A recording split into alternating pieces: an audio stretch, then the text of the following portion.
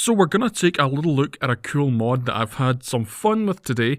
This is Sim Settlements Conqueror by Kinggath. This adds a whole new way of taking over settlements in Fallout 4 in that these people will not be your allies, but in fact your subjects and your slaves. And there's not a single damn thing that Preston can do about it. So the mod adds new building plans for your settlements as well as a Red Rocket City plan for Nuka World, but that's not all. If you take a trip into Concord, you'll meet a raider called Jammer, who will give you a very promising opportunity to lead your own raider clan. He'll first give you several objectives, including clearing out enemy raiders and collecting some loot, as well as killing 3 vanilla raider bosses who are Jared in the Correga plant, Red Tourette at the Federal Ration stockpile, and Tower Tom at the Beantown Brewery. Once completed, you'll then be asked by Jammer where you would like to strike first to build your new empire. I chose a Starlight Drive-In as I figured this would make a good capital city for my new empire. Afterwards, Jammer asks you where you would like to take over your new vassal. Your vassal is one of the settlements where the population is enslaved, including the vanilla characters.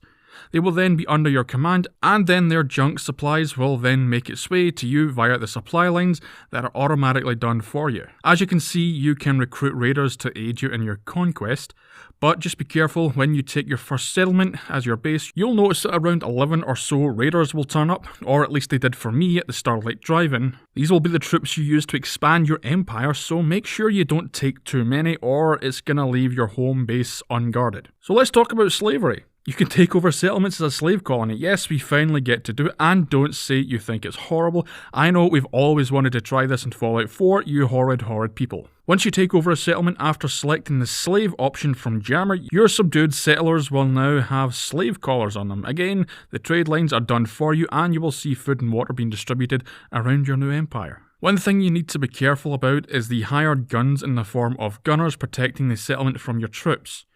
These guys can be killed, but the settlers will only be beaten down. I imagine you'll have to build the farms and the agricultural plots yourself, as settlements, when using a leader, have preset settlement types laid out for them, meaning a settlement you intend to be a farming community may turn into a residential area.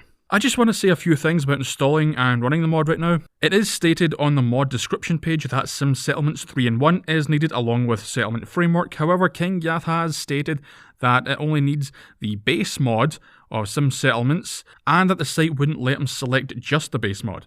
But if you're on Xbox, and this may count for PS4 as well, the game won't let you enable the Conqueror mod unless the needed mods are actually installed.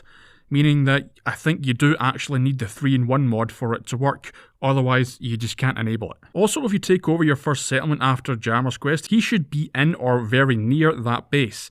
If he's still in Concord, then I'm afraid I think you will have to reload an old save from before you meet him and start again, as he will spot gunners attacking the HQ. However, if he's still in Concord, then none of that will happen. Well, that's it for the video today. I hope you enjoyed.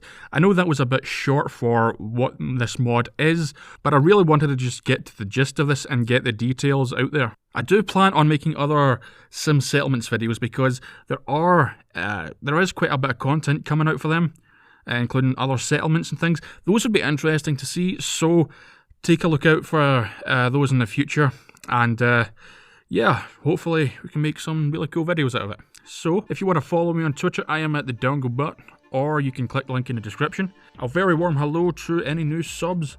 Links are in the description as usual, so with all that being said, I'll see you next time.